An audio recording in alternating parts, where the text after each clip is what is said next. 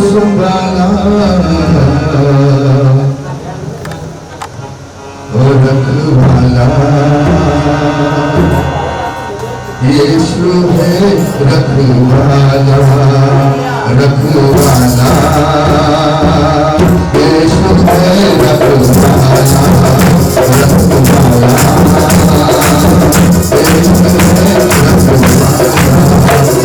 रखवाला यीशु है रखवाला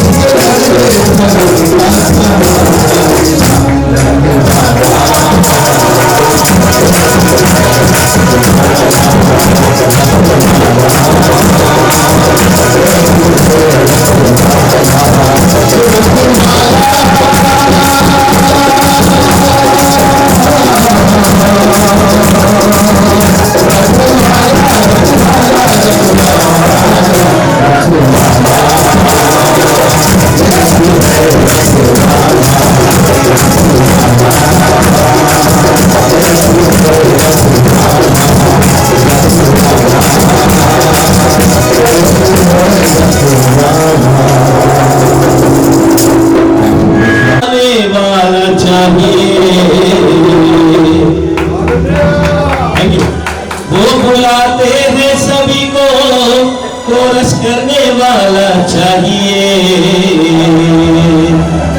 बरकतें लुटा रहे हैं, पाने वाला चाहिए। बरकतें लुटा रहे हैं, पाने वाला चाहिए। यीशु के दरबार में, यीशु के दरबार में सर झुकाकर चाहिए। यीशु के दरबार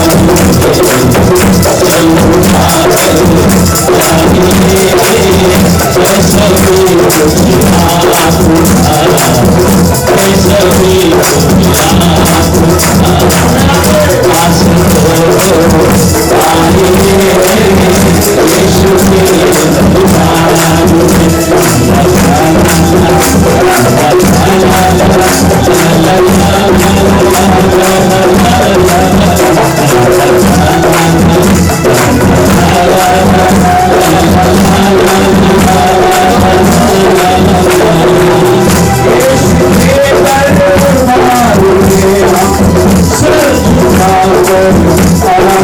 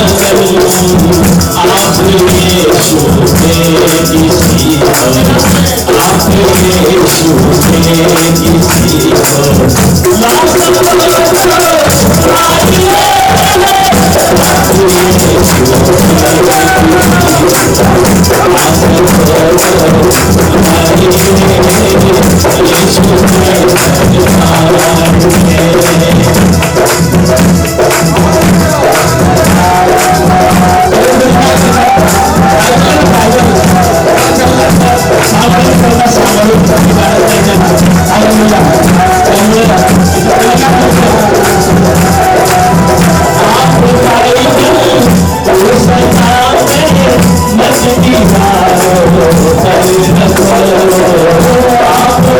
आप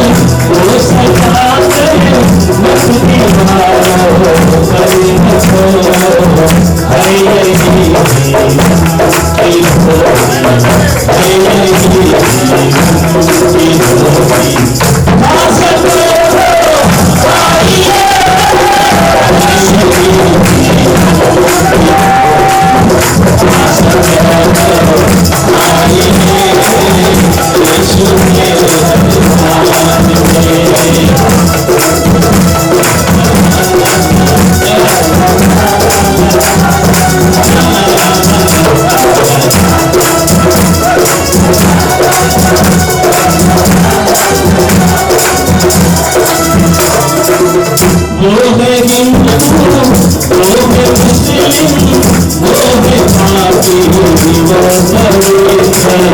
वो है हिंदू, वो है मुस्लिम, वो है पापी, वो पवित्र।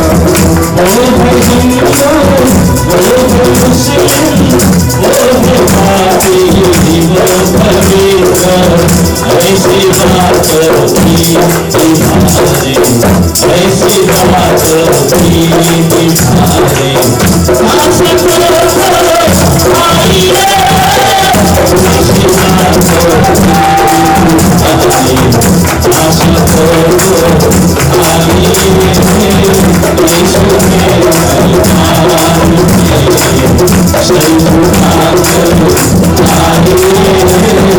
ऐसा भी खुशियाँ तुम्हारा आशा करो आई रे, यीशु के दरबार में।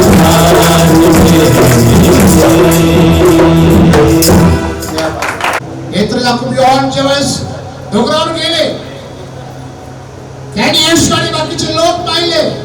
मोशे एलिया पाहिला. बायबल सांगतो जेव्हा ते भानावर आले त्यांना येशू शिवाय कोणी दिसणार नाही. आमचं लक्ष आज कुणाकडे आहे? येशूकडे.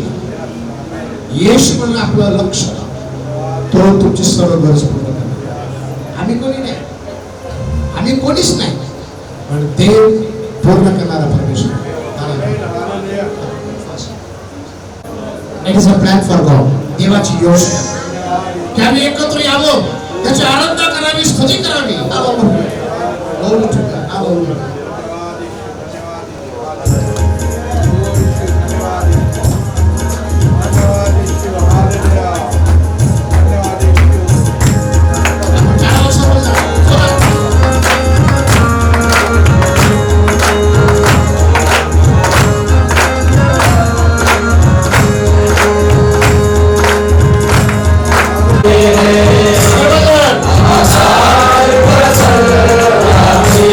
Yes.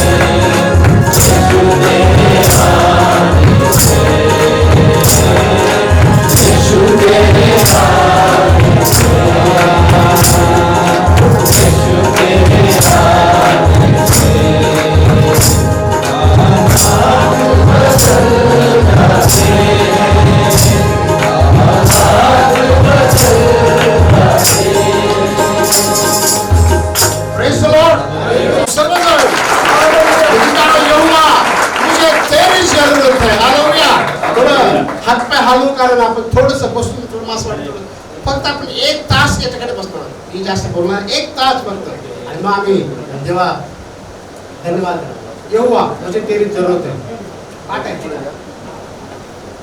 वाचो का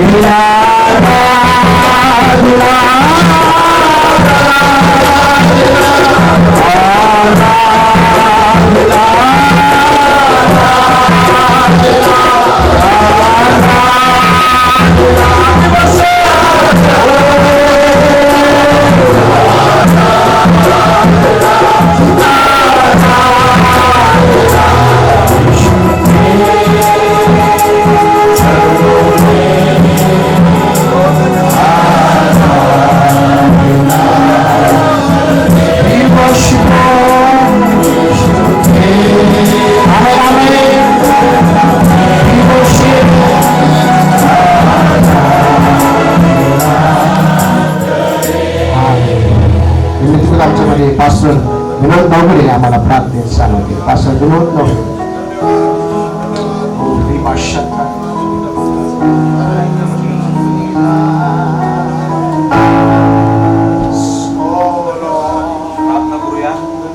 सर्व समर्थ देवा, नतमस्तक होतो देवा. प्रभू आजच्या दिवसासाठी प्रभू तुला धन्यवाद देतो देवा. जे आराधनेमध्ये देवा विराजमान आहे परमेश्वर. आणि प्रभू प्रत्येक सेवकाला देवा तू आज आशीर्वादित करशील परमेश्वर. प्रार्थना करतो देवा प्रत्येक सेवकांचं अंतकरण देवा आज आपल्या जवळ दे प्रभू. तुझ्या वचनाच्या द्वारे प्रत्येकाला घडव देवा. आणि प्रभू हीच अपेक्षा करतो देवा. प्रभू आजचा दिवस देवा एक महान आनंदाचा आणि आशीर्वादाचा जाऊ दे परमेश्वर. प्रभू सर्व सेवकांना आम्ही तुझ्या अधीन आणि स्वाधीन करतो परमेश्वर. आभार मानतो तुझ्या सेवकाची प्रार्थना ऐकल्याबद्दल. येशू प्रभूच्या नावात मागतो म्हणून तो आहे. खाली सर्वजण बसूया. हालेलुया. विनंती करतो रेव्हरंड तेलर साहेब प्लीज स्टेप.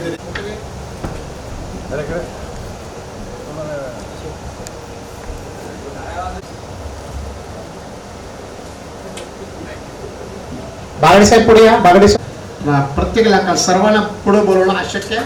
तुम्ही सर्व आला त्याबद्दल देवाचे आभार.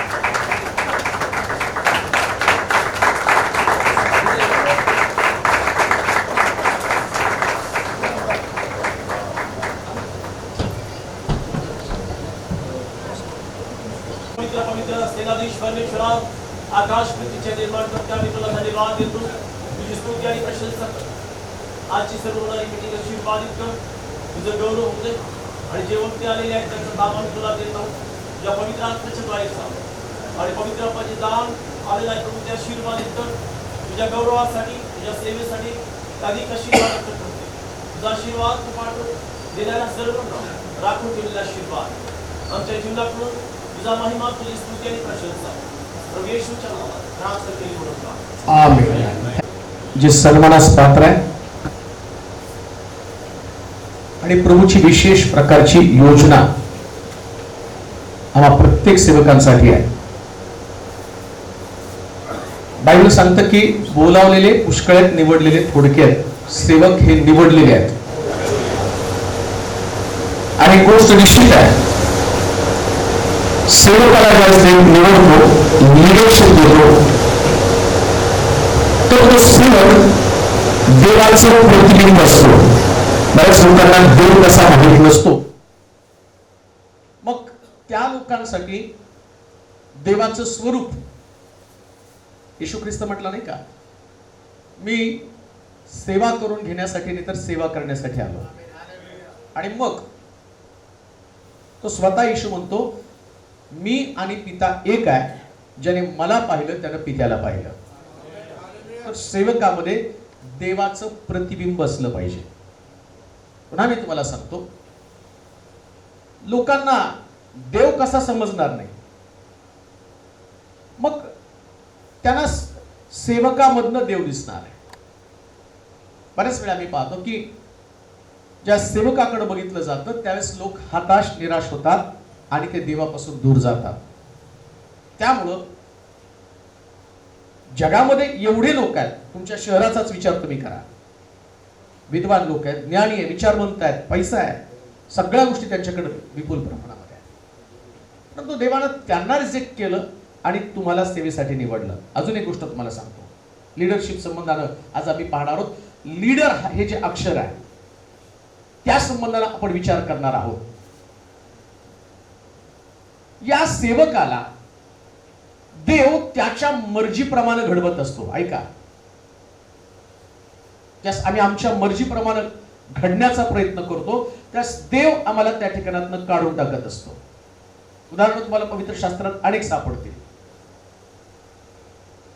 मोशेला देवानं पाचारण केलं होतं. त्याच्या जन्माच्या संबंधाने सांगितलं होतं की हाच माझ्या प्रजेला मिस्राच्या दास्यत्वातून फारूच्या गुलामगिरीतनं बाहेर काढेल.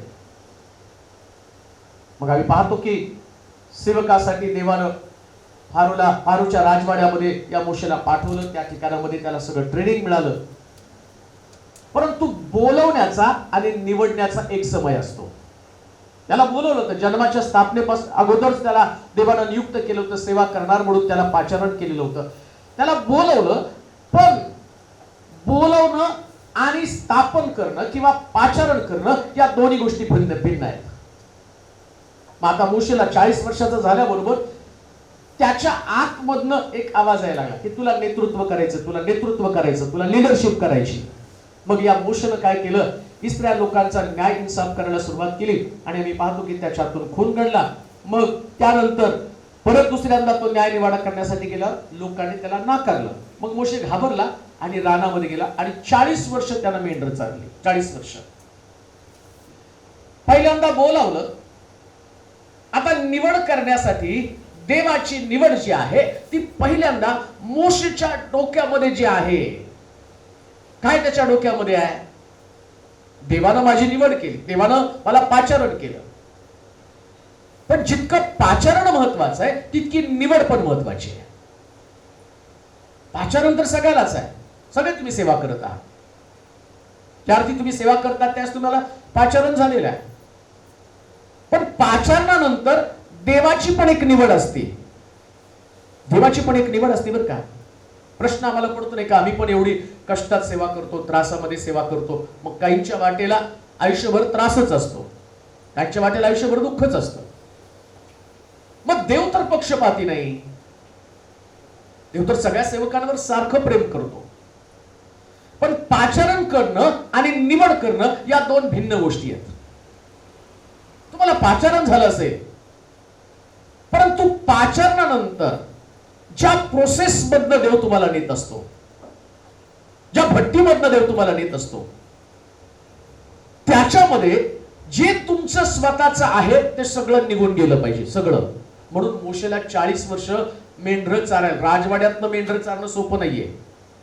राजवाड्यात राहायचं, डायरेक्ट मेंढर चारायला जायचं. 40 वर्ष त्याला मेंढर चारायला लावली. आता बघा, ज्याच्या सहवासात तुम्ही राहाल तसं बनता, नाही का. माणसं जर एखाद्या राजकारणी व्यक्तीच्या सहवासात राहिलं ना, तो सगळं पॉलिटिक्स बोलतो. एखाद्या व्यक्ती जर विचार व्यक्तीच्या सहवासात राहिला, तो आपोआप, मराठीमध्ये म्हण पण आहे, ढवळ्या शेजारी पावळा बांधला, वाण नाही पण गुण लागलं. मग मोशेला देव 40 वर्ष त्या मेंढरांच्या सहवासामध्ये पाठवतो. 40 वर्ष मोशे मेंढरांची भाषा, मेंढरांचे स्वभाव, मेंढरांच्या हालचाली या सगळ्याचा अभ्यास करतो आणि तो आता मेंढरांची भाषा शिकलेला आहे. ऐका, पाचारण आणि निवड याविषयी मी तुम्हाला सांगत आहे. आता 40 वर्षानंतर देवाच्या लक्षामध्ये आलं, तो म्हणतो नाही का, माझी मेंढर माझी वाणी. म्हणजे त्याला पाहिजे होता मेंढपाळ, त्याला राज्यकर्ता नको होता. मेंढर आहे, मेंढरांवरती राज्य करणारा, असं लिहिलंय पवित्र शास्त्रात. सगळं आपल्याला बघायचं नाही, कारण लिडरशिपची महत्वाची कन्सेप्ट मला तुम्हाला समजावून सांगायची, पण मी ती तुम्हाला सांगतो की मेंढपाळ काय करतात, तर त्या मेंढरांची असणारी लोकर त्याची वाट पाहतात, त्याच्या चरबीची, त्याच्या मांसाची ती वाट पाहतात. या मेंढपाळांसंबंधानं पवित्र शास्त्रामध्ये सांगितलं, हे मेंढपाळ सगळे बहकून गेलेत. त्यांना मेंढराची कातडी पाहिजे, त्यांना मेंढराचं मांस पाहिजे, पण त्यांना मेंढर नको आहेत. हे वर्णन पवित्र शास्त्रात या मेंढपाळांसंबंधानं करण्यात आलेले. आणि आता इथं राज्य करणं आणि मेंढर पाळणं हे दोन गोष्टी भिन्न आहेत. आता मोशेला देवाला मेंढर पाळायला शिकवायचं होतं, नाही तर मग माझी मेंढर माझी वाणी ऐकतील. म्हणजे आता ते मेंढर बनणं फार गरजेचं होतं, मेंढरांचा स्वभाव त्याला समजणं गरजेचं होतं. मग 40 वर्षानंतर मोशेमध्ये तो स्वभाव आला, देवानं पाहिलं, तो म्हटला आता याची निवड करण्याचा समय आला. मग डोंगरावरती त्याला बोलवलं. आता डोंगरावरती बोलवल्यावर आधी पाचारण झाल्या तो नेतृत्व करत होता, देवानं रिजेक्ट केलं त्याचं नेतृत्व. पण आता त्याच्या डोक्यातलं असणारं शिक्षण निघून गेलं, मी कोणीतरी आहे, मी कोणीतरी आहे. त्याला वाटलं मी फारोच्या घरामधला आहे, त्याला असं वाटलं फारोच्या कन्येनं मला वाढवलेलं आहे, मी राजवाड्यामध्ये राहतो, माझ्याकडे तलवारबाजीचं शिक्षण आहे, माझ्याकडे सगळ्या विद्या उगत आहे. एक गोष्ट ध्यानात ठेवा, देवाला विद्वान लोक नको आहेत, त्याला मूर्ख लोकांची गरज आहे. म्हणून पहिली सेवकाची क्वालिटी काय असेल तर मूर्ख. शहाणे सेवक काही उपयोगाचे नाहीत बरं का, त्यांचा शहाणपणा देवाकडे चालतच नाही. मूर्ख बनणं गरजेचं आहे. म्हणून त्यानं 40 वर्ष या मोशेला मूर्ख बनवलं. मूर्ख बन. आणि आता खरंच मोशे मोशे मूर्ख बनला बरं का. त्यास प्रभू त्याला म्हणतो तुला माझ्या लोकांची सुटका करायला जायचं. त्यास मोशे काय म्हणतो, मला नको, अहरोनाला पाठव. किती मूर्ख आहे होतो. 30 लाख लोकांचं नेतृत्व करायचं होतं. 6 लाख पुरुष. बायबलमध्ये फक्त पुरुषांची गणती केली जात होती, स्त्रिया लहान लेकर यांची गणती केली जात होती. म्हणजे त्याचं कॉलिंग किती होतं, 30 लाख लोकांचं. आणि आता मोशे म्हणतो मला नको, माझी नको निवड करू, अहरोनाची निवड कर. कारण तो मूर्ख बनला होता, त्याला ठाऊक होतं. पण असं त्या ठिकाणात लिहिलं, कारण पण त्याला काय सांगितलं, मी जड ओठाचा आहे, मला बोलता येत नाही.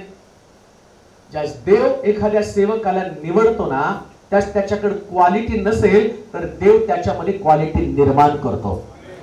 देव निर्माण करतो बरं का. देव तुमच्या क्वालिटी नाही ना, ही सगळ्यात चांगली जमेची बाजू आहे. जे लोक म्हणतात ना, मला तुम्ही ओळखलंच नाही, मी कसली सेवा करतो, कचऱ्याच्या डब्यात. कचऱ्याच्या डब्यात तुमची सेवा. का तर देवाला असले लोक नको आहेत. देवाला नम्र लोकांची गरज आहे. आणि मोशेच्या बाबतीत त्यांना सांगितलं बरं का. आता मिरियम आणि अहरोन त्याच्या विरुद्ध बंड करताना परमेश्वर त्याच्या बाबतीत काय खात्री देतो माहिती का, मोशे भूतलावरील सर्व लोकांपेक्षा नम्र व्यक्ती आहे. त्यासाठी त्याची निवड आहे. 40 वर्षात तो नम्र बनला. कान देऊ नाही का. जेवढी आम्ही सेवा अधिक करू ना, तेवढी आमच्यात नम्रता अधिक आली पाहिजे. आणि सेवकाची क्वालिटी काय माहिती का, त्याच्यामध्ये नम्रता असलीच पाहिजे. आता लिडरशिप विषयी आम्ही पाहणार आहोत. सेवक म्हणजे लीडर, नेता, नेतृत्व करणारा व्यक्ती. परंतु काय होतं माहिती का, आमच्याकडे लीडर म्हटल्याबरोबर आमच्या डोळ्यासमोर चित्र येतं. सुरुवातीला हात जोडून येतात, नंतर हात उगारत जातात, नाही का. नेता जो निवडून येतो, लोक त्याला निवडतात, सुरुवातीला ते हात जोडून येतात. ताई तुमचं काय काम असेल सांगा, बाबा तुमचं काय काम असेल सांगा, काका तुमचं काय प्रॉब्लेम असतील सांगा. पण ज्यावेळेस नेतृत्व फुलत जातं, नेतृत्व वाढतं, त्यास तो नेता लोकांना विसरतो. मिनिस्ट्रीमध्ये पण सेम प्रॉब्लेम असतो. सेम, याच्यापेक्षा वेगळं काही नसतं. सुरुवातीच्या काळामध्ये प्रत्येक घरामध्ये जाऊन सामान्य लोकांचे प्रश्न जाणून घेतले जातात, त्यांच्यासाठी प्रार्थना केले जातात, उपवास केले जातात. पण जसं नेतृत्व बहरतं, नेतृत्व वाढतं, त्या सामान्य लोकांना विसरण्याचं भयंकर प्रकारचं मिनिस्ट्री मधलं आणि वाईट काम कोण करत असेल तर देवाचे सेवक. आणि आता आम्हाला ते करायचं नाही. मग काय करायचं नेमकं. आता जे 6 अक्षर ते लिहून घ्या. पहिल्यांदा लीडर, त्याचं स्पेलिंग आहे LEADER. आणि या 6 अक्षरांसंबंधाचा विचार आम्ही करणार आहोत. लीडर नेमका काय, नेतृत्व म्हणजे प्रभूला अपेक्षित असणारा पाळक नेमका कसा असावा. पाळकच म्हणणार नाही मी, सेवक असेल, सुवार्तिक असेल, इव्हँजेलिस्ट असेल, काहीतरी तुमचं आचरण असेल. 5 पदरीची सेवा मंदिरामध्ये सांगितलेले, त्यानेच कोणी पाळक, प्रेषित, सुवार्तिक, संदेष्टे, शिक्षक, या 5 पदरी सेवा म्हणजे लिडरशिप त्यांना दिलेली आहे. आता लिडरशिप म्हणजे नेमके आहे तर काय, मी फक्त तुम्हाला लीडर सांगणार आहे, शिप नाही तुम्हाला सांगता येणार. मला माहित नाही लीडर मधलं पण किती अक्षरं तुमच्याकडे होती, पण ते जाणून घेत असताना खरी लिडरशिप, खरं नेतृत्व ज्या मंडळीमध्ये देवानं तुम्हाला ठेवलेलं आहे, त्यांचं नेतृत्व तुम्हाला करायचं आहे. आणि मग त्या नेतृत्वामध्ये जो लीडर मध्ये कोणती क्वालिटी असली पाहिजे, कोणता गुण असला पाहिजे. लीडर मधला पहिलीच गोष्ट जो L आहे त्याला म्हटलेलं आहे लीडरशिप, नेतृत्व. योहानाचं शुभवर्तमान 10वा अध्याय आणि त्याची 2 ते 4 पर्यंतची वचनं वाचूया. योहानाचं शुभवर्तमान 10वा अध्याय 2 ते 4 वचनं. कुणाला मिळाली तर वाचा. योहानाचं शुभवर्तमान 10वा अध्याय 2 ते 4 वचनं. तो दाराने आत जातो, तो मेंढपाळ आहे. ज्याच्यासाठी द्वारपाळ दार उघडतो, मेंढरे त्याची वाणी ऐकतात, तो आपल्या मेंढरांना ज्याच्या त्याच्या नावानं हाक मारतो व त्यांना बाहेर. पहिली गोष्ट, लीडर म्हणजे मेंढपाळ. बऱ्याच वेळा आम्हाला असं वाटतं की मी पास्टर आहे, मी रेव्हरंट आहे. परत मी तुम्हाला सांगतो, पास्टर रेव्हरंट जरा बाजूला ठेवा, पहिल्यांदा तुम्ही मेंढपाळ आहात हे लक्षात ठेवा. देवाची क्वालिटी काय. बऱ्याच वेळा तर वाद पण तुम्हाला रेव्हरंट का नाही म्हटलं म्हणून. पण लक्षात घ्या, रेव्हरेंड फक्त देवच आहे. रेव्हरेंड म्हणजे सन्माननीय, बरं का. रेव्हरेंड म्हणजे सन्माननीय, डिग्री देवाला आहे. आम्ही कोण आहोत? आम्ही मेंढपाळ आहोत. मेंढपाळ आहोत. या मेंढपाळाला दुसरी जी असणारी डिग्री, आता दुसऱ्या भाषेत मी तुम्हाला सांगतो. फार पूर्वी तुमचे वाडवडील होते त्यावेळेस कोण दादा म्हणायचं, वडिलांना कोण बाबा म्हणायचं. आता दादाचं झालं डॅडी. पूर्वी दादा म्हणत होते, दादाचं डॅडा. स्पेलिंग तेच आहे, DADA, डॅडा. म्हणून स्वभाव बदलला का? बापाचं काम बदललं का? तसं मुख्य जे काम एखाद्या पालकाला देऊन नियुक्त करतो ना, तर देव त्याच्याकडे जबाबदारी कोणती देतो? फक्त मेंढराचं नेतृत्व करणं. तुम्ही मेंढरा म्हणून त्यांच्या पुढे पाहिजे. मेंढरांना मार्गदर्शन करणं, लिडरशिप करणं. मग मी तुम्हाला सांगितलं, तुमची मेंढर तुमच्या मागे येणार आहेत असं दिलंय की त्या ठिकाणी. माझी मेंढर माझी वाणी ऐकतात आणि ती परक्याच्या मागं काय लिहिले वाचा बरं. तो मेंढरांना नाव देतो. हा वाचा, कुणाला सापडेल पटपट. हा, त्यांच्यापासून कुणापासून पळली पाहिजे? कुणापासून? बोला की. तुम्ही पाळक आहे ना, कुणापासून मेंढरांनी पळलं पाहिजे? पण तुम्ही तर म्हणता माझी मेंढर चोरली. मग तुमची मेंढर परक्याकडे गेली कशी काय? आता देवाचा प्रश्न, तुम्ही काय खुन्नस धरता? त्याने माझी मेंढर चोरली, त्याने माझी मेंढर चोरली. पण बाबा, मेंढर चोरीला जाण्याचं कारण काय? माझी मेंढर माझी वाणी. मग तू मेंढराला कधी आवाज तर दिला का?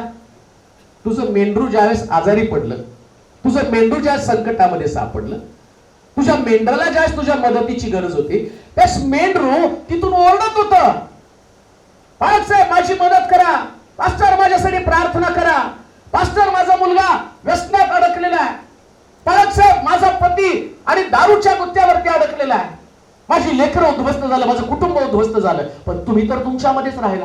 मग परका कोणीतरी आला, परक्यानं आवाज दिला, परका त्यांच्याशी बोलू लागला, परका त्यांच्याशी प्रार्थना करू लागला, परक्यानं त्याला आपलेपणा दिला आणि परिणाम काय झाला? तुमची लिडरशिप गेली आणि तिथं दुसरी लिडरशिप जन्माला आली. माझी मेंढर माझी वाणी ऐकते.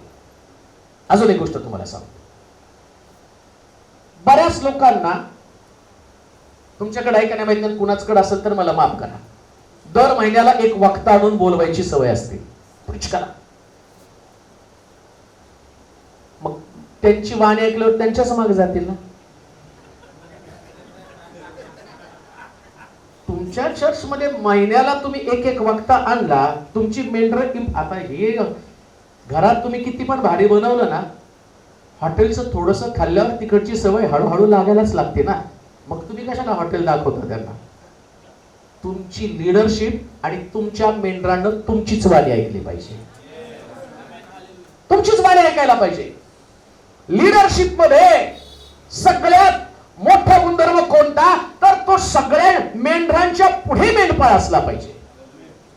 मेंढरांच्या मागे नाही तुम्हाला थांबायचं, प्रत्येक गोष्टीमध्ये तुम्हाला पुढे असलं पाहिजे.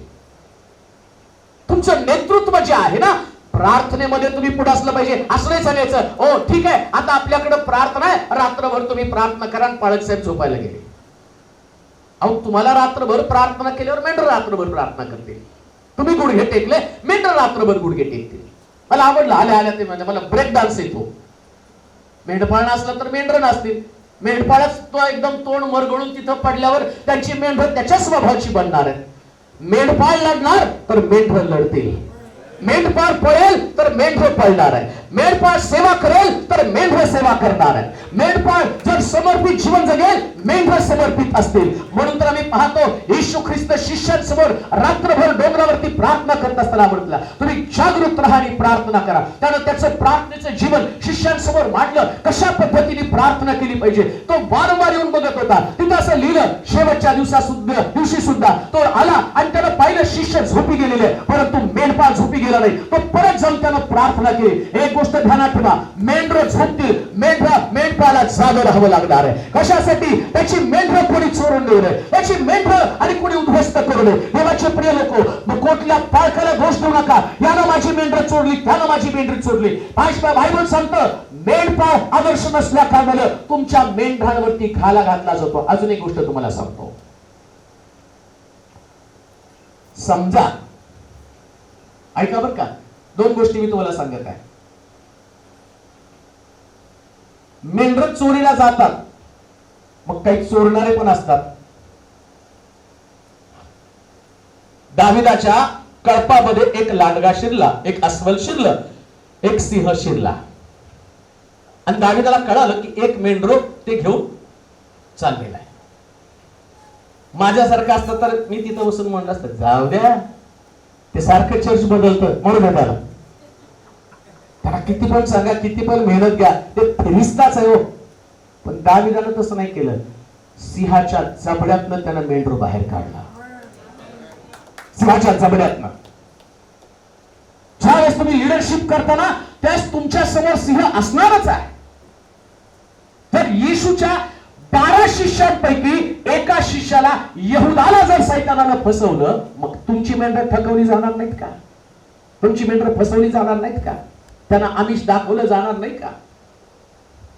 त्यांना कोणीतरी घेऊन जाणार नाही का? मग ऍज अ लीडर म्हणून तुम्ही काय करत आहात? तुम्हाला 4 हात करावे लागणार आहे. तुम्हाला त्याला दुर्लक्षित करून चालणार नाही. जाऊ द्या, तो जातो तर जाऊ द्या. दाविदाकडे एवढी मेंढर होती. येशू ख्रिस्त स्वतः सांगतो 99 मेंढर सोडून एक हरवलेलं मेंढरू त्याच्याकडे तो गेलेला आहे. हरवलेलं एक मेंढरू. तसं लिडरशिप मध्ये तुमचं एकही मेंढरू हरवता कामा नये. तो सक्सेसफुल लीडर, यशस्वी पाळक तोच आहे. लोक का जातात त्याचा विचार करणं गरजेचं आहे. का त्या ठिकाणामध्ये गेले, का तुमचा आदर्श कमी पडला. आणि मी तुम्हाला सांगतो, जर तुम्ही चांगली सेवा करत आहात ना, गेलेले लोक परत तुमच्याकडे येतीलच, येणारच तुमच्याकडे. तुम्हाला तुमची पद्धत बदलता कामा नये. तुम्हाला तुमचं समर्पण बदलता कामा नये. लिडरशिप मध्ये आम्ही पाहतो, तुम्हाला जसं वाटतं तुमच्या मेंढाणी बनावं तसं तुम्हाला ते करावं लागणार आहे. येशूला वाटलं शिष्यांनी रात्रभर प्रार्थना करावी. शिष्यांनी येशू असताना प्रार्थना केली नाही, पण येशू स्वर्गात गेल्यावर आठवतं का तुम्हाला? तर म्हटलं यरुशलेम सोडून जाऊ नका, पित्यानं देव केलेले देणगीची वाट तुम्ही पहा. सगळे लोक यरुशलेमेत एकत्र जमले. 120 लोक माडीवरती 10 दिवस रात्रंदिवस प्रार्थना करत होते. का? लीडरशिप फळाला आली. लीडरशिप फळाला आली. तो म्हटलं माझ्यावरती विश्वास ठेवणारा माझ्यापेक्षा मोठी मोठी कामं करते. एक पाळक जो आहे, एक लीडर जो आहे, त्या लीडरची अपेक्षा काय असली पाहिजे? माझ्यापेक्षा माझ्या मंडळीतला जो व्यक्ती आहे त्यानं जास्त प्रभावी सेवा केली पाहिजे. अलिशा, एलिया जाण्याचा समय आल्यावर एलिया त्याला प्रश्न करतो. नीट ऐकावं का लीडरशिप कशी असते, आपल्यात काय चुका आहे, देवाचं वचन अभ्यासल्यावर आम्हाला कळतं. एलिया स्वर्गावर होत असताना त्याला विचारलं तुला काय पाहिजे? स्वामी, आपल्या ठाई असणाऱ्या आत्म्याचा दुप्पट वाटा मला पाहिजे. समजा मंडळीतल्या एका पाळकाने येऊन पाळक विचारलं तुला काय व्हायचं? तुमच्यापेक्षा भारी पाळक मला व्हायचं. मला तर कमरेत लाद घालून त्याला हाकलून देईल. माझ्या पुढे जायला बघतो का? हेच लिडरशिप मधलं फेल्युअर आहे. हे लिडरशिप मधलं सगळ्यात मोठं अपयश आहे. त्यानं काय सांगितलं एलियानं? जर तुम्हाला जाताना बघशील, मला अग्नीचे रथ आणि घोडे घेऊन जाणार आहे, आणि जर तुझं लक्ष मला जाताना तुझ्या नेत्रांनी जर पाहिलं ना, तर माझ्या काही असणाऱ्या आत्म्याचा दुप्पट वाटा तुझ्यामध्ये येईल. लीडरला याच प्रकारचं जीवन त्याच्याकडे असलं पाहिजे.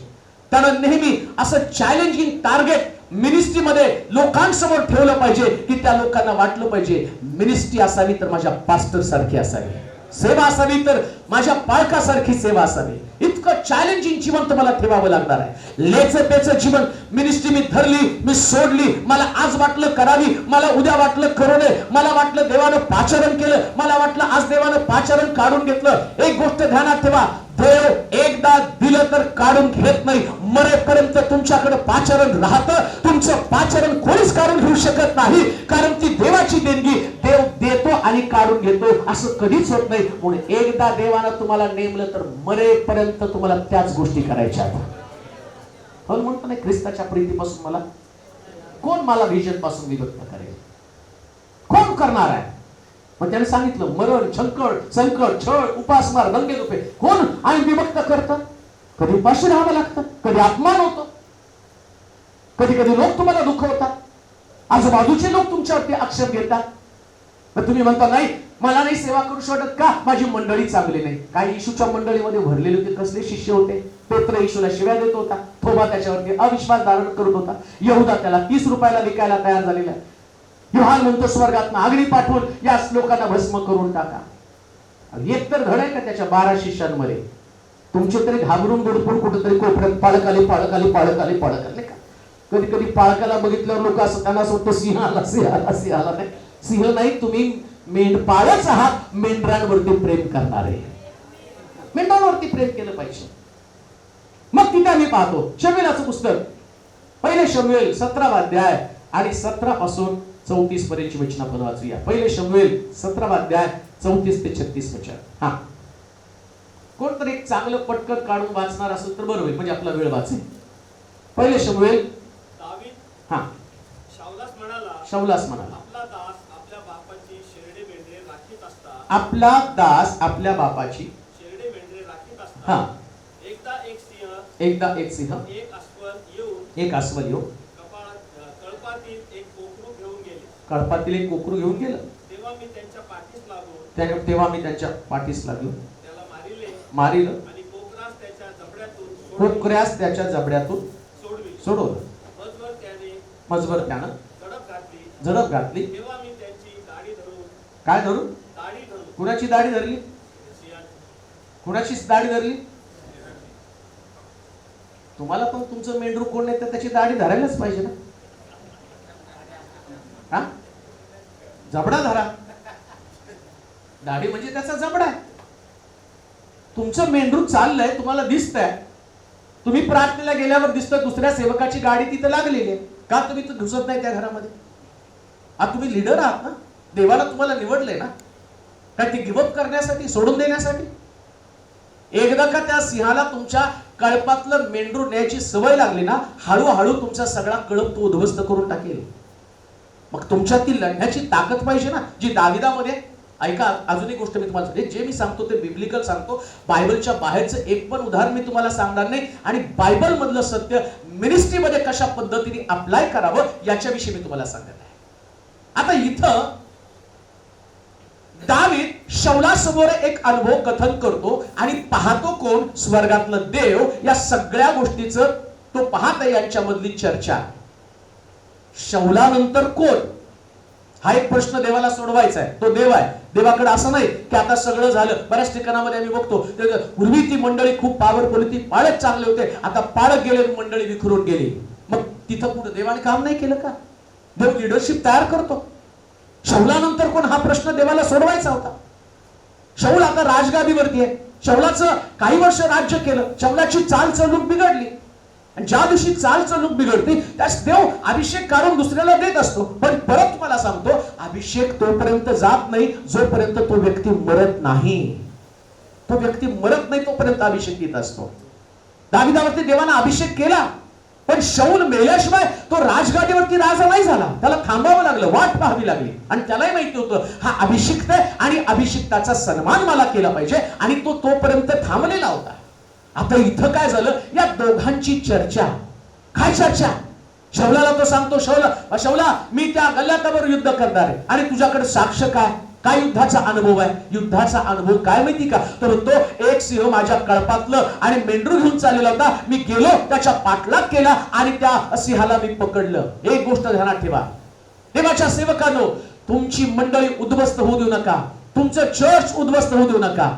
चर्च केव्हा उद्ध्वस्त होतं? ज्यावेळेस तुम्ही पाठलाग करण्याचं बंद करता. तुम्ही मेंढरांचा पाठलाग करत नाही, आणि जे कळपातनं घेऊन चालले त्यांचा पाठलाग तुम्ही करत नाही. तुम्हाला तुमच्या मेंढरांची फिकीरच नाही. असं लिहिलंय, तो मेंढरांना त्यांच्या नावानिशी ओळखतो. नावानिशी ओळखणं समजतं का तुम्हाला? एवढे मेंढरांशी नातेसंबंध मजबूत झाले पाहिजे. तुमच्या प्रत्येक मेंढराचं नाव तुम्हाला माहिती पाहिजे. तुमच्या प्रत्येक मेंढराचा स्वभाव तुम्हाला माहिती पाहिजे. याला लिडरशिप म्हटलेलं आहे. तुमच्या मेंढरांचे स्वभाव तुम्हाला माहिती आहेत का? कुठं कमकुवत आहे, कुठल्या ठिकाणात पापात पडू शकतात. देवाला माहिती होतं दावीद कुठल्या पापामध्ये पडणार आहे. देवाला माहिती होतं पेत्राचा स्वभाव काय. कोंबडा अरवण्यापूर्वी 3दा तुम्हाला नाकारशील, हे पेत्राचं म्हणणं येशूला माहिती होतं. का? कारण तो त्याच्या मेंढराला नावानिशी ओळखत होता. तुमच्या मेंढरांचे स्वभाव तुम्हाला माहित नाही का? तुमच्या मेंढरांच्या कमतरता तुम्हाला माहित नाही का? मग तुमची मेंढरं भरकटतात, मग तुमची मेंढरं भडकून जातात आणि तुम्ही दोष देता अख्खा पापामुळे तो अडकला. मग त्या पापापासून सुटका करण्यासाठी तुमच्याकडे प्रोव्हिजन काय? कशा पद्धतीने तुम्ही त्याचं फॉलोअप घेतात, कसं तुम्ही त्याला अनुसरण करतात. तुमची मेंढरं पापात राहू नये. जसं मी पाहतो दाविदानं व्यभिचार केला म्हणून देवानं त्याला सोडलं नाही, त्याला पाठवलं आणि त्याचा सेवक त्या दाविदाकडे, आणि दाविदाला त्यांनी समजावून सांगितलं, दाविदा हे करतो तू सगळ्यात मोठे पाप आहे. बायबल सांगतं त्या नाथान संदेशानं दाविदाला येऊन समजावून सांगितलं. त्या दावीद त्या ठिकाणामध्ये आम्ही पाहतो त्याने रडून रडून आपलं अंथरूण आसनाने भिजवलं आणि प्रभूनं त्याचं पुनरुज्जीवन केलं. मेंढरांचं पुनरुज्जीवन करायला देवाला आवडतं, पण त्याच्यासाठी मेंढरांकडे आणि मेंढपाळाचं लक्ष असलं पाहिजे. आता इथं हीच गोष्ट शाऊलाला आणि दावीद सांगत आहे. काय? माझ्या मेंढराला मी सोडून आणलं. ऐका, शाऊलाच्या जागी दाविदाला देवानं राजा म्हणून नियुक्त करण्याचं कारण मी तुम्हाला सांगत आहे. तुमची मिनिस्ट्री धोक्यात काय? तुमच्या जागी दुसरा का नियुक्त होणार आहे हे मी तुम्हाला सांगतो. आणि जो नियुक्त होईल ना तो तुमच्यापेक्षा जास्त प्रभावी सेवा करेल, तुमच्यापेक्षा जास्त 100%. मला सुद्धा माहिती, मी माझ्या मंडळीमध्ये सांगत असतो, मला माझी घमेंड नाही, देवाने मला ज्ञान दिलं. मला माझी घमेंड नाही, मला बायबल मधली वचनं माहिती आहेत. मला माहिती ज्या दिवशी माझ्याकडनं असा काही इन्सिडेंट घडेल ना, देव मला काढून माझ्यापेक्षा भारी उभा करेल, कारण तो देव आहे. मी त्याच मिनिस्टर त्याच भावामध्ये आणि देवाने मला नियुक्त केलं, मी सेवा करत आहे म्हटलं ना, तो अहंकार, तो गर्व, तो मीपणा तुमच्या जीवनात नाचक्कीचा प्रसंग तुमच्याकडे आल्याशिवाय राहणार नाही. दाविदाच्या आणि गल्ल्याताच्या बाबतीत हेच घडलेलं आहे. दावीद राजा नाही आहे, गल्ल्यात राजा आहे. आणि दावीद मेंढरं चालण्याचं काम करत आहे, तो मेंढरांसंबंधीची साक्ष देत आहे. आता हा सुद्धा हा प्रजेवरती असणारा प्रजेचा मेंढपाळ आहे. कोण? गल्ल्यात. पण आता जो लांडगा गल्ल्यात शौल जो आहे, आणि तो शौल प्रजेवरचा राजा आहे, आणि गल्ल्यात नामक लांडगा, गल्ल्यात नामक सिंह लांडगा तिथं त्याच्या मेंढरांची कत्तल करण्यासाठी आला. आणि तिथं मी पाहतो शौल घाबरून राजवाड्यामध्ये बसला, त्याचं नेतृत्व निघून चाललेलं आहे. सेवकामध्ये नेहमी लढण्याची ताकद असली पाहिजे, घाबरायचं नाही सेवकाला. सेवकाला प्रश्न असतात, अडचणी असतात. आणि तुम्हाला माहिती का, सगळ्यात जास्त प्रश्न सेवकाच्या जीवनामध्ये असतात, सामान्य लोकांच्या जीवनामध्ये. आणि जितकी जास्त सेवा करा तितके जास्त प्रश्नाला तोंड द्यावं लागेल. सेवकाचं जीवन चरख्यात घातलेल्या ऊसासारखं असतं, रस न रस देव काढून टाकतो, काही ठेवत नाही तुमच्यामध्ये. पण चरख्यामध्ये गेल्यानंतर रस निघतो ना, हाच रस पिऊन लोक ताजतवाने, ही तुमची टेस्टमनी असते, ज्याच्याद्वारे लोक उत्तेजित होतात. प्रियानो, हे सेवकाची क्वालिटी आहे. रस, ऊस चरख्यात जातो ना, त्या ऊसाचं अस्तित्व संपतं. पण ऊस नष्ट झाल्याशिवाय जे लोक उन्हात येऊन त्या ऊसाला पिलेत ना, त्यांच्यामध्ये एनर्जी येत नाही. हे जीवन आहे सेवकाचं. तुम्ही संपाल पण लोक जिवंत राहतील. तुम्ही संपलंच पाहिजे, अस्तित्व तुमचं नष्ट झालंच पाहिजे, ती क्वालिटी तुमच्यामध्ये आली पाहिजे. इकडं शौल लपून बसला. दावीद सांगतो, मी लढायला तयार आहे, मी कळपातल्या एका सिंहानं आणि माझं मेंढरू नेलं, मी त्याच्या जबड्यात आणलेलं आहे. ही गोष्ट त्यानं ऐकली. लढण्यासाठी शौल लपून बसला, त्याचं नेतृत्व त्यानं गमावलं. दावीद गेला, गल्ल्याताशी लढला, आणि देवानं त्याला सांगितलं, आता कायमचा राजा तूच आहे का? कारण माझ्या प्रजेला सोडवण्याची ताकद तुझ्यामध्ये आहे. ही लिडरशिप आहे, हे नेतृत्व आहे. जर तुम्ही लोकांना सोडवलं नाही, मग सोडवणाऱ्याला देव पाठवतो. मग तो दावीद असेल, मग आता तुम्हाला जलसी कशाला? तुम्ही जर सेवा केली असती तर दावीद तयार झाला नसता. जर शौल लढला असता, गल्ल्यात मारलं असतं, तर त्याच्या आणि त्याला तेवढं श्रेय. अजून एक गोष्ट तुम्हाला सांगतो, लोक काय म्हणत होते माहिती का? शौलानं 1000 वधले आणि दाविदानं. तुम्ही ज्यावेळेस तुमची मिनिस्ट्री, मी तुम्हाला सुरुवातीला सांगितलं, असं समजू नका मी खूप भारी आहे.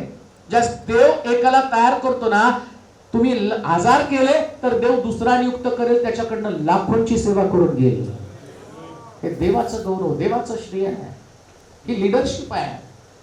तुमची लिडरशिप, तुमच्यापेक्षा भारी लीडर देव तयार करेल, ते नेतृत्व त्यास तुम्हाला वाईट वाटून घेऊ नका, म्हणून सगळ्यामध्ये तुम्ही पुढे असलं पाहिजे. द्यायला पण सेवकानं पुढे असलं पाहिजे. आम्ही म्हणाल का? कधी कधी आम्ही म्हणतो नाही का, मंडळी देत नाही, तुम्ही किती देता? तुम्ही किती देता? देण्याच्या सगळ्यात उत्तम उदाहरण प्रभू येशू ख्रिस्त, त्यानं आपल्या शरीरातला रक्ताचा थेंब आणि पाण्याचा थेंब पण देऊन टाकला. त्यानं दाखवलं कसं देणं असतं ते. त्यानं काय दिलं? स्वर्गातला देव, राज्य सिंहासन, राज्याच्या सिंहासनावर आरूढ असणारा देव असताना तो मानव झाला, हे त्याचं देणं आहे. सेवकानं सुद्धा सेवा करताना याच प्रकारचं दातृत्व त्याच्यामध्ये असलं पाहिजे. असं नाही तुम्ही पुढे जा, असं नाही चर्च बांधून होणार, असं नाही आत्मे जिंकणार. कधी तुम्हाला चालावं लागेल, कधी तुमच्या अंगावरती कपडे नसतील, कधी तुमच्या खिशामध्ये पैसे नसतील, कधी तुम्हाला लोक तुमचा सन्मान करतील, कधी तुम्हाला घराच्या बाहेर करतील. मी सेवेला सुरुवात केल्यावरती एका परिवारामध्ये गेल्यावर तिथे एक जण आला, त्याने मला हाताला धरून बाहेर काढलं. परत तिथं जर पाऊल टाकलं तर याद राख तुझं तगड तोडेल.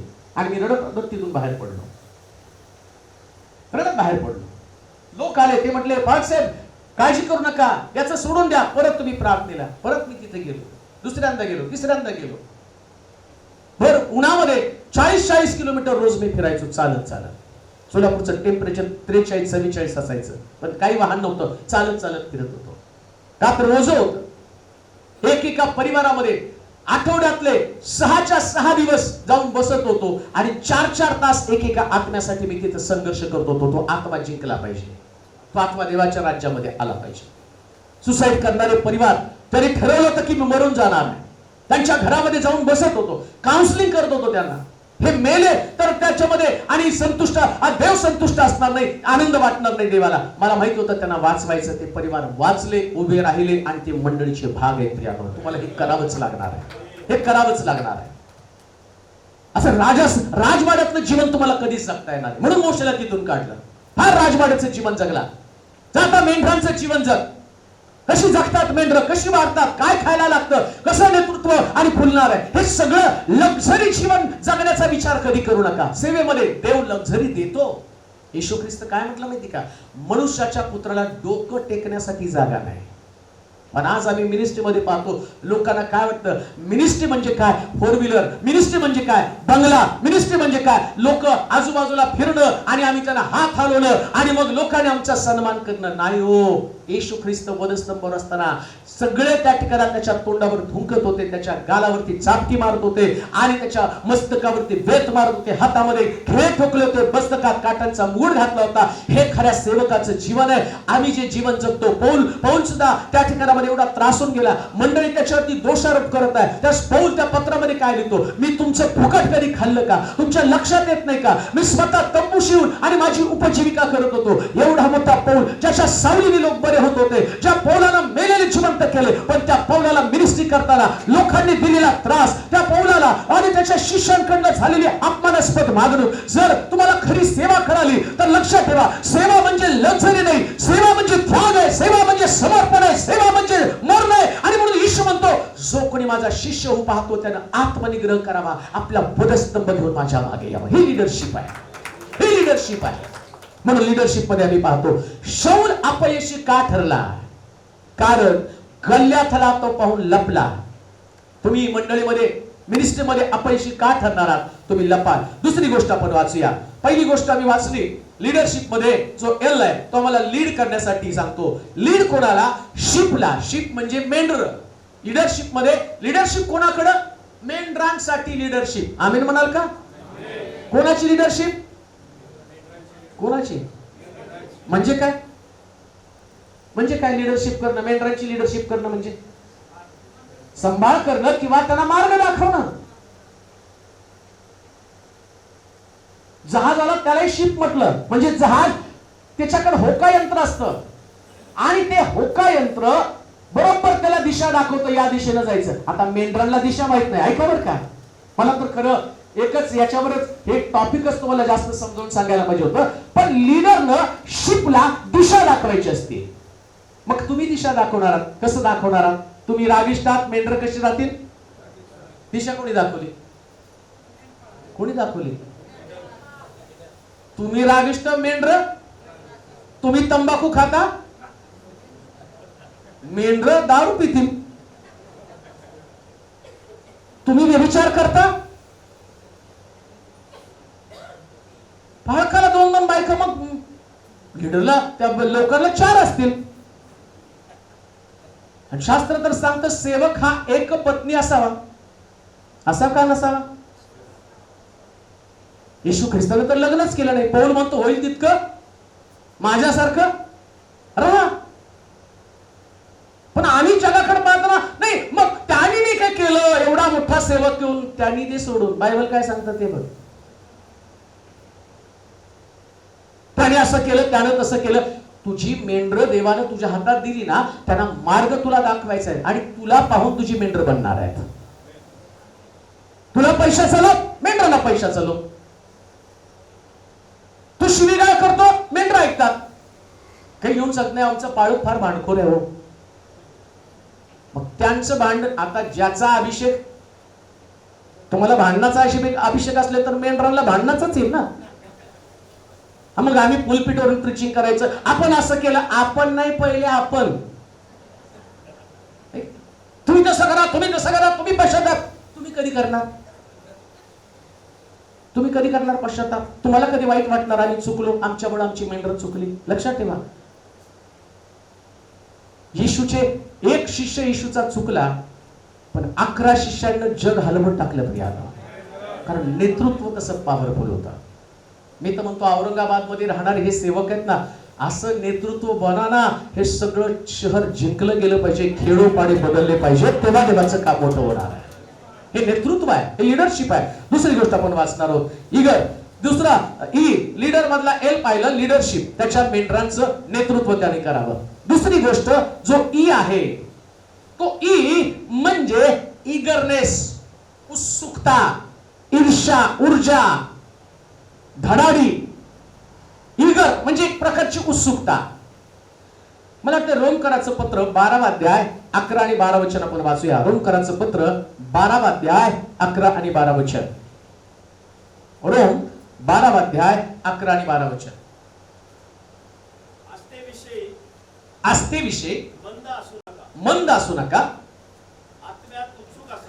कशात उत्सुक असा. आणि लिडरशिप मध्ये एक गोष्ट फार महत्वाची, त्याच्यामध्ये ऊर्जा असली पाहिजे, उत्सुकता असली पाहिजे. जर पाळकच मरगळलेला, त्यालाच उठायला 2 तास, बसायला 2 तास. बऱ्याच ठिकाणात मी गेलो, बऱ्याच चर्चेस मध्ये मंडळी उपासना करत असती, पाळक हाताची घडी घालून बसली असते. असं तुमच्याकडे बघितलं बरं वाटतं. एनर्जी भयंकर आहे अजून त्याच्यामध्ये, भयंकर एनर्जी. उत्सुक असलं पाहिजे. कशामध्ये उत्सुक असलं पाहिजे? कशात? तुमच्यामध्ये पवित्र आत्मा. तुम्ही म्हणता ना माझ्यामध्ये पवित्र आत्मा आहे. येशू म्हटलं आम्ही जातो तुमच्यासाठी, कैवारी आत्मा पाठवतो, पवित्र आत्मा तुमच्यावरील, तुम्हाला सामर्थ्य प्राप्त होईल. या शिष्यांकडे पावर नव्हती, त्यांच्याकडे उत्सुकता नव्हती.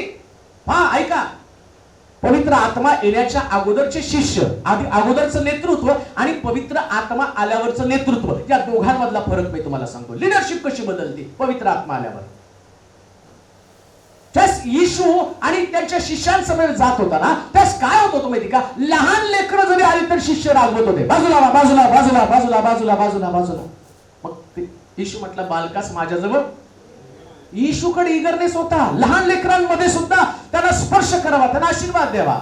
सेवकांमध्ये लहानापासून वृद्धांपर्यंत प्रत्येकाची सेवा करण्यासाठी तो उत्सुक असला पाहिजे.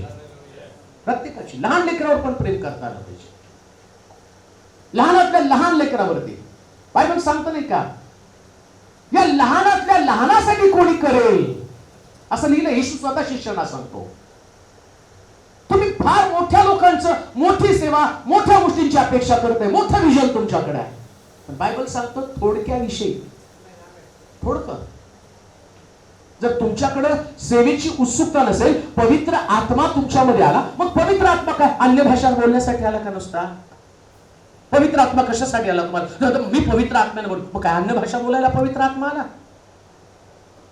हा जो पेत्र आहे ना, ज्यानं 3 लोकांसमोर येशूला नाकारलं. येशू म्हटला तू 3 लोकांसमोर मला नाकारशील. का त्याने नाकारलं? त्याला माहिती हा पेत्र कसा आहे. आणि येशू ख्रिस्त पुनरुत्थित झाला, स्वर्गात गेला ना, तर पेत्र पुन्हा आपलं जाळं घेऊन मासे धरण्यासाठी गेला असं लिहिलंय पवित्र शास्त्रामध्ये. का येशू ख्रिस्त पुनरुत्थानानंतर 40 दिवस स्वर्गामध्ये गेला नाही, 40 दिवसानंतर तो गेला. 3.5 वर्ष सेवा केल्यावर जायला पाहिजे होतो स्वर्गामध्ये. पण त्याला माहितीये मी एकदा इथून गेलो ना, हे सगळे लोक मलूल पडणार आहे, त्यांच्यामधला उत्साह निघून जाणार आहे, हे उदास होणार आहे, यांच्यामध्ये मला एनर्जी आणली पाहिजे. मग यांना एनर्जी आणण्यासाठी परत तो सगळ्याला दर्शन देत गेला. पेत्राला दर्शन दिलं, मग तो पाहतो थोमाला दर्शन दिलं, सगळे 11 शिष्य आणि 500 लोकांना त्यांनी दर्शन दिलं. जे 500 येशूचे शिष्य पूर्वी येशूकडे आले होते, 500 मधनं त्यांनी 12 निवडले, पण त्या 500 लोकांना परत त्यांनी दर्शन दिलं. मग तो स्वर्गामध्ये गेला. का? यांच्यामध्ये आग पेटवायची होती. एक गोष्ट ध्यानात ठेवा, देवानं पवित्र आत्मा तुम्हाला यासाठी दिला की तुमच्यामध्ये अग्नी पेटता राहावं, तुमच्यामध्ये सेवेची धमक असावी. आणि ज्या दिवशी पेत्राला ही ऊर्जा आली आणि हे पवित्र आत्म्याचा अभिषेक आला, तोच पेत्र 3 लोकांसमोर नाकारणारा पेत्र, आता त्याच्यामध्ये ती उत्सुकता आली, संदेश सांगण्यासाठी उभा राहिला. आणि तो पेत्र संदेश देत असताना का देऊ नये का? इगरनेस. ज्या दिवशी लीडर मध्ये इगरनेस येईल, उत्सुकता येईल. 12-11 शिष्यांपैकी आता येशू ख्रिस्त गेल्यावर उपदेश कोण करावा हा मोठा प्रश्न पडला. कोण उपदेश करणार आहे? त्यास पेत्र, जो कोणी मासे धरणारा, त्याला माशांशिवाय दुसरं काही माहित नव्हतं, अशिक्षित अडाणी पेत्र, परंतु त्याच्यामध्ये उत्सुकता होती, मला ख्रिस्त कळाला, आता ख्रिस्त लोकांना समजावून सांगावा. आणि म्हणून तो उभा राहिला आणि शास्त्र सांगतं त्याला प्रीचिंग केलं. 3000 लोकांचा बाप्तिस्मा त्या दिवशी झाला. ज्या दिवशी तुमच्यामध्ये इगरनेस येईल, लक्षात ठेवा, तुमच्या मंडळीमध्ये हजारो आत्म्यांची भर पडेल, तुमची मंडळी पॉवरफुल बनेल. पण त्याच्यासाठी तुमच्यामध्ये उत्सुकता असली पाहिजे, इगरनेस असला पाहिजे. रात्रंदिवस तुमच्या डोळ्याला डोळा नाही लागला पाहिजे बरं का. तुमची झोप कमी आणि तुमचं आत्मे जिंकणं जास्त असलं पाहिजे. तुमचं जेवण कमी पण तुम्हाला लोकांना वचन सांगण्यासाठी एक प्रकारची उत्सुकता असली पाहिजे. 3.5 वर्षाची सेवा प्रभू येशू ख्रिस्ताची जर तुम्ही पाहिली तर तुम्हाला कळेल. आता आमच्याकडे तर कितीतरी सुविधा आहेत. बहुतेक पालकांकडे 2 व्हीलर आहेत, 4 व्हीलर आहेत. येशूकडे ना 4 व्हीलर होती ना 2 व्हीलर होती. तुमचे इथं सगळीकडे फॅन आहेत, मस्त शेड मारलेले, इतकं सुंदर या ठिकाणात सगळं केलेलं आहे आणि छान तुम्ही हवेशीर बसलेले आहात आणि एवढी सगळी चांगली तुमची सेवा आहे. मलाही तुमच्यामध्ये सेवा करताना हे सगळे डोक्यावरती फॅन आहे आणि फॅन नसतं तर मग मी पण पटकन उरकत घेतलं असतं, 15-20 मिनिटाचा संदेश देऊन निघून गेलो असतो.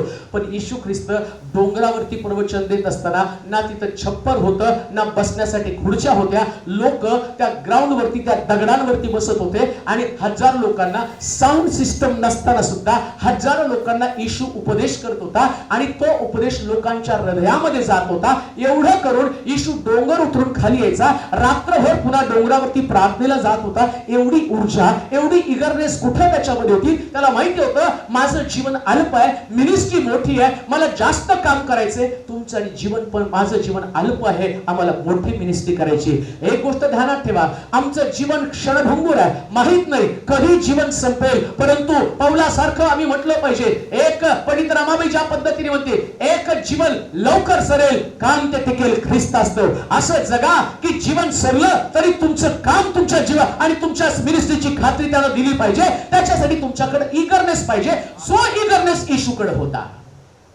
जी उत्सुकता येशूकडे होती.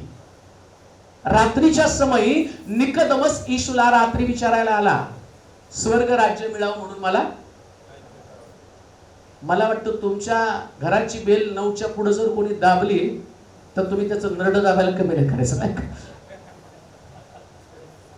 अरे जरा तरी शांतीने झोपू द्या ना. बऱ्याच पाळक लोकांच्या बाहेर, दाराच्या बाहेर पण लिहिलेलं असतं, कृपया 12 ते 3 कोणी भेटू नये. निश्चित तुम्हाला विश्रांती आवश्यक आहे. मी असं म्हणत नाही की तुमची विश्रांती नसावी, पण ती उत्सुकता पण असावी ना. अरे आम्ही पद्धत तयार केली पण मिनिस्ट्रीची ही पद्धत नाही.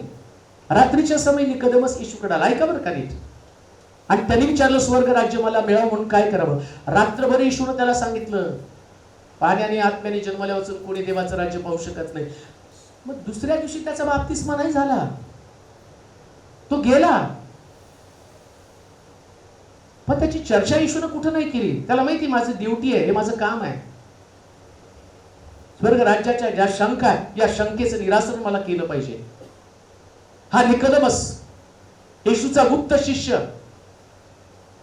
नंतर त्यानं ख्रिस्ताला स्वीकारलं, प्रभूच्या मार्गामध्ये तो चालला, पण रात्रीच्या समय सुद्धा प्रभू येशू ख्रिस्तानं त्याला टीचिंग दिलं, त्याला शिक्षण दिलं. तो इगरनेस आमच्यामध्ये असला पाहिजे. कोण किती वाजता येईल तुम्हाला प्रश्न विचारेल. कदाचित मला आठवतं एकदा रात्री 12:30 एका बहिणीने, मी नुकताच झोपलो तेवढ्यात तिने फोन केला, सॉरी मला क्षमा करा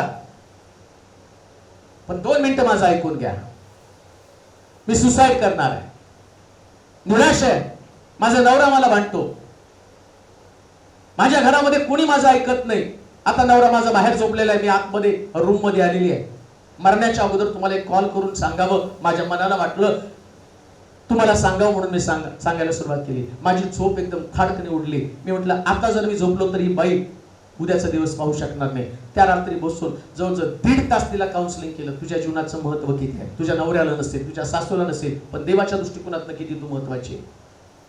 त्यानंतर 1.5 तासानंतर ती बाई रडली आणि म्हटलं आता तुला आत्महत्या करायची तर कर, पण एक गोष्ट ध्यानात ठेव, इथं तुला त्रासाला कंटाळून तू हे जग सोडून जात आहे, नरकातल्या त्रासात तुला सुसाईड करता येणार नाही, तो तुला कायमस्वरूपी भोगावा लागणार आहे. एका विचाराने तिचं मन बदललं आणि ती पुन्हा प्रार्थनेमध्ये उभी राहिली. तुमच्याकडे तू इगरनेस आवश्यक आहे. मरू देऊ नका कोणाला मरू देऊ नका, कोणाच्या डोळ्यामध्ये अश्रू असू देऊ नका. देवाने तुम्हाला त्याच्यासाठी निवडलेला आहे. प्रत्येक सेवकामध्ये इगरनेस असला पाहिजे. मी म्हणतो देवाच्या सेवकानं थकवा हा शब्द कधीच असता कामा नये, कधीच नाही. आय एम टायर्ड हे कधीच बोलू नका, कधीच बोलू नका. हे सेवकाला कधी न शोभणारा शब्द आहे. येशू कधीच म्हटला नाही मी थकलो, पौल कधीच म्हटला नाही मी थकलो. या लोकांनी आपल्यापेक्षा जबरदस्त सेवा केली. 6 महिने जहाजाचे प्रवास केले, यांची जहाज फुटली, त्याला पोहत समुद्रात किनारा. आम्ही पाहतो पौलाचं जहाज फुटलं, पहिला धरून तो समुद्रावरच्या किनाऱ्यावरती आला. त्यानंतर पौलानं त्या गावामध्ये सुवार्ता सांगितली. जहाज फुटलेलं असताना, शरीर आणि त्याचं थंड पडलेलं असताना सुद्धा त्या गावात पौलानं सुवार्ता सांगितली. गावानं ख्रिस्ताचा स्वीकार केला. ही इगरनेस तुमच्याकडे पाहिजे, ही उत्सुकता तुमच्याकडे पाहिजे. त्याच्याशिवाय नाही गाव बदलणार, त्याच्याशिवाय नाही तुम्हाला गाव बदलणार.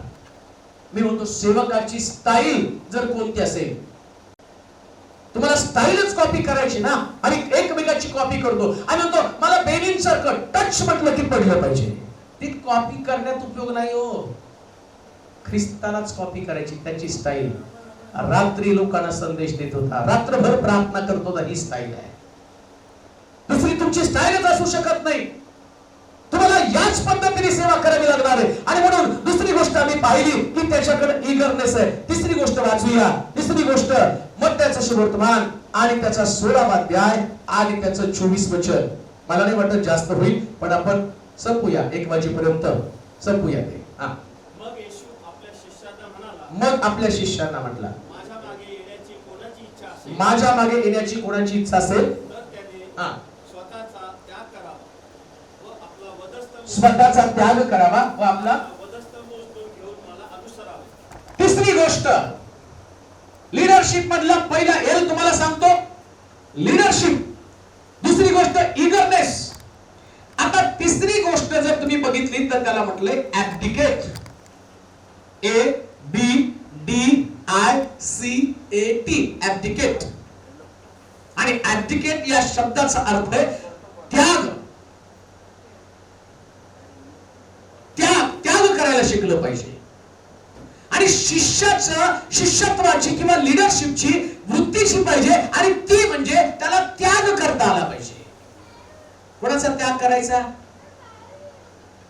येशू म्हटलं ना, कोणी माझा शिष्य पाहतो त्यांना आत्मनिग्रह करावा. आपला बाप, आपली आई, आपला भाऊ, आपली बहीण, आपल्या सर्वस्वाचा त्याग करून त्यानं माझ्या मागे यायला. पण याचा अर्थ असा नाही की तुम्ही ना बायको सोडा, याचा अर्थ असा नाही की तुम्ही तुमची लेकरं त्याग करून त्याच्या मागे चाला.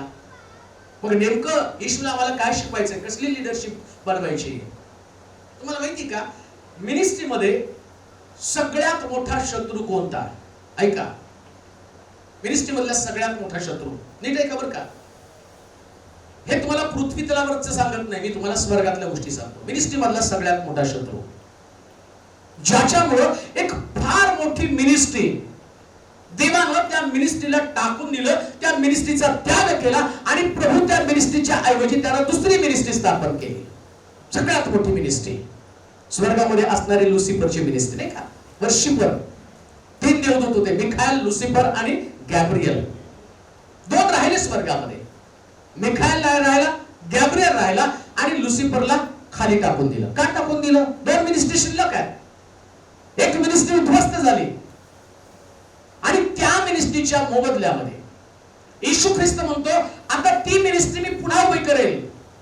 याकोबाच्या विहिरीवरती ज्या स्त्रीला त्यानं दर्शन दिलं तिच्याशी बोलला आणि तो म्हटला, बाई, देव त्याचे उपासक शोधत आहे. तो त्याचे उपासक, त्याची उपासना आत्म्याने आणि खरे करणाऱ्या, उपापणाने करणाऱ्या लोकांच्या शोधत आहे. आणि तिला ते रहस्य सांगितलं काय, की जी मिनिस्ट्री गेली, जी स्वर्गामध्ये मिनिस्ट्री होती, त्या मिनिस्ट्रीला खाली टाकून दिलं. पण आता तो या पृथ्वी तलावर त्या मिनिस्ट्रीची स्थापना करत आहे आणि ती मिनिस्ट्री तो स्थापन करणार. पण ती मिनिस्ट्री पडली का? ती सेवा पडली का? कोणता शत्रू होता त्या सेवेमध्ये? मी आणि माझं. लुसिफर काय म्हटला? मी माझं सिंहासन देवाच्या सिंहासनापेक्षा उंच करेल. मिनिस्ट्री मधला सगळ्यात मोठा शत्रू कोणता? मी आणि माझं. तस माझ्यामध्ये मी येतं ना. मिनिस्ट्रीमध्ये काय होतं माहिती का? मी नाही तर काहीच नाही. बघा, चर्च मध्ये वाजवणारे जे असतात ना, त्या दिवशी मुद्दाम दांडी मारतात आणि लोकांच्या कसं झालं आज वर्षी मग ते सांगतात, ब्रदर तुम्ही नव्हता ना, सप्पक झाले, तुम्ही वाजवलंच नाही, सगळे तुम्हाला शोधत होते, तुमचा आवाज कानाला ऐकला नाही, मग आम्हाला बरंच नाही वाटलं. अरे तू आवाजाला बोलतो का आत्म्याच्या सामर्थ्याने उपासना करतो? आत्म्याच्या सामर्थ्याने उपासना करणारा पौल साखळदंड वाजवो. पेत्रानं तिथं बंदीशाळेमध्ये उपासना केली आणि त्या उपासनेमध्ये साखळदंड गळून पडले, बंदीशाळेचे दरवाजे उघडले. हे उपासनेतलं सामर्थ्य इथं मी नाही, देवा इथून पण तूच उंच केला जा. मी नाहीच. पौल काय म्हणतो माहिती का? मी माझ्या ठाई राहत नाही तर कोण राहतो? कोण राहिलं पाहिजे? मिनिस्ट्री मध्ये ख्रिस्तच तुमच्यामध्ये असला पाहिजे. हो, आमच्याकडे तर बसण्याच्या खुर्चीवर पण भांडून आम्ही गेलो, मला खुर्चीच दिली नाही बसायला. आणि मग त्याच्यावर त्या मीटिंगचा मी परत त्या पालकाच्या मीटिंगला जाणार नाही, कारण मी खुर्ची नाही त्यांनी मला दिली. अरे तू खुर्चीसाठी गेला होता का वचन ऐकायला गेला होता? पण शेवटी भांडणाची खुर्चीच चालली ना. कोण? मी. त्याला माहित नाही मी कोण आहे. त्याला माहित नाही मी कोण आहे.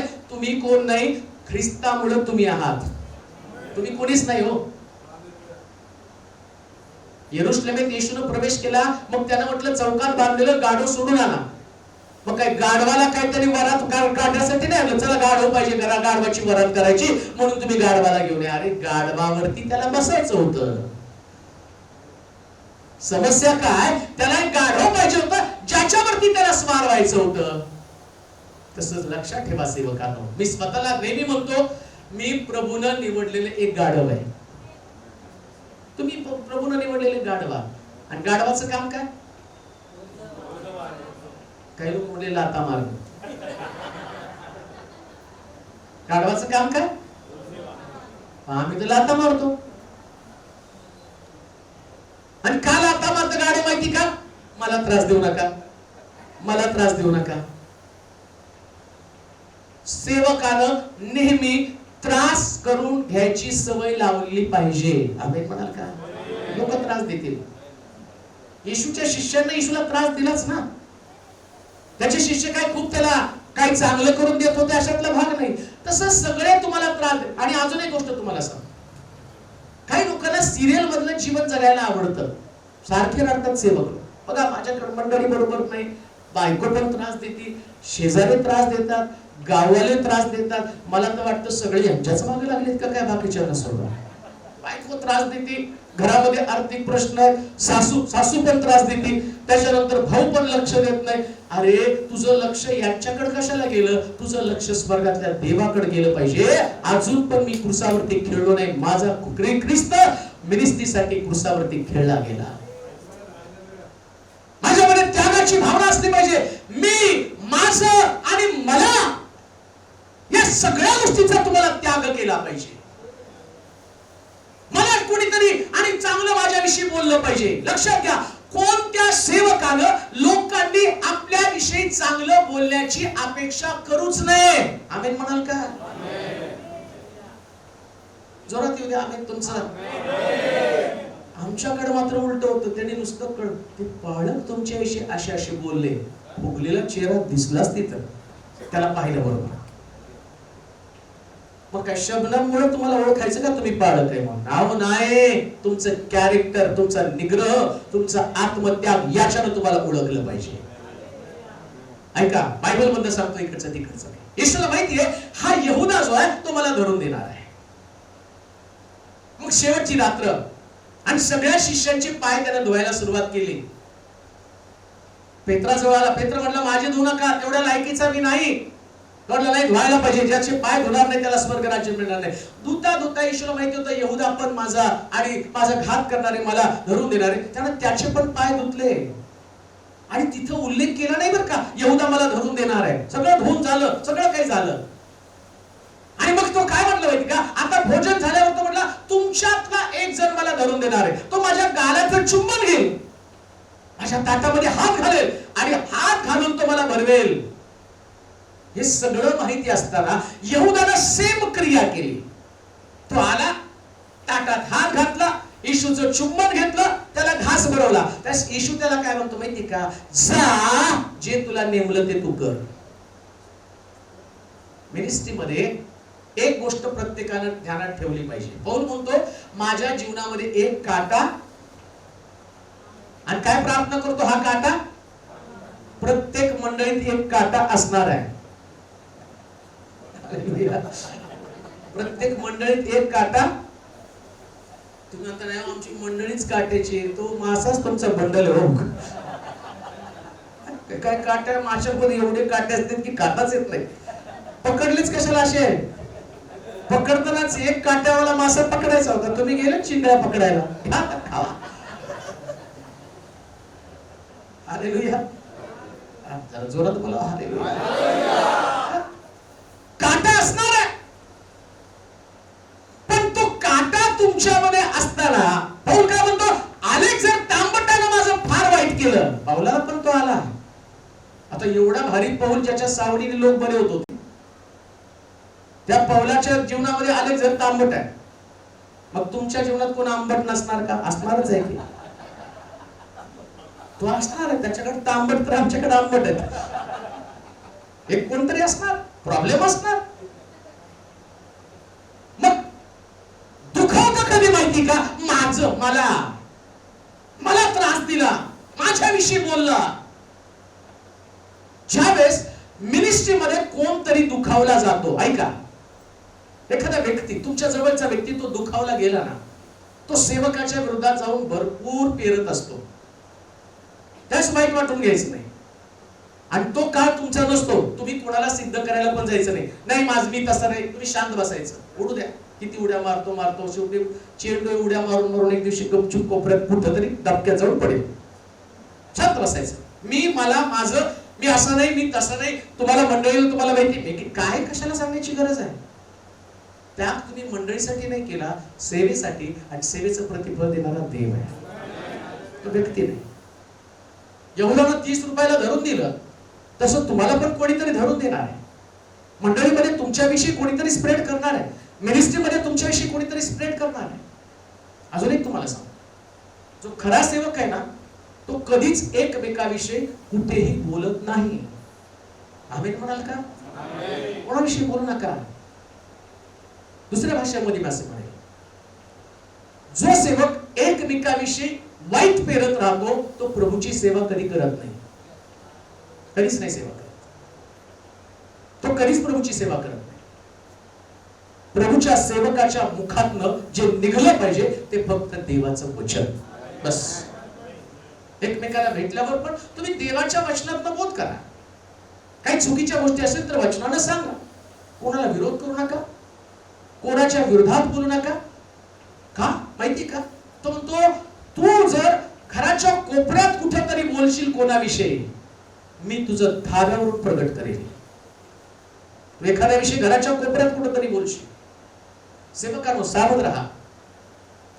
प्रभूने तुम्हाला सेवा यासाठी दिली की तुम्ही लोकांसमोर सेवेचा आदर्श ठेवावा. सेवा म्हणजे पाय धुणं. सेवा म्हणजे नाकारलेल्या लोकांना तुम्हाला त्रास देण्याची संधी देणं. ऐका, म्हणजे बोलतो ते जाणीवपूर्वक बोलत आहे. सेवा म्हणजे नेमकं काय माहिती का? यहुदाला येशू ख्रिस्ताला 30 रुपयाला धरून देण्याची संधी उपलब्ध करून देणं. सेवा म्हणजे ख्रिस्ताला वधस्तंभी देण्यासाठी आपले हात, आपले पाय, आपलं डोकं हे सगळं समर्पित करणं. तो मी तुमच्यासाठी उपलब्ध आहे. घाला माझ्या डोक्यामध्ये काट्यांचा मुकुट, घाला माझ्या हातामध्ये खिळे, ठोका माझ्या पायामध्ये खिळे, घाला माझ्या कुशीमध्ये भाला. त्याला माहिती ही सेवा आहे.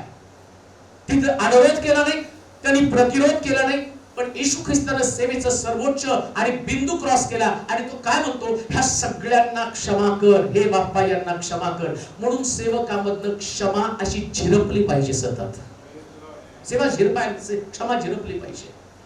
बोलताना तुमचं बोलणं इतकं सुंदर असावं, आदर्श असावं की तुमच्या बोलण्यानं समोरचा व्यक्ती जिंकला पाहिजे. तुमच्या बोलण्यानं त्या व्यक्तीला डिस्टर्ब होता कामा नये. कधीच डिस्टर्ब होऊ देऊ नका कोणा सेवकाला. अजून एक गोष्ट मी तुम्हाला सांगतो, कोणत्याही सेवकाला कमी लेखू नका. कोणत्याही सेवकाला कमी लेखू नका. जे गल्ल्यात हवे चूक केली ते तुम्ही करू नका.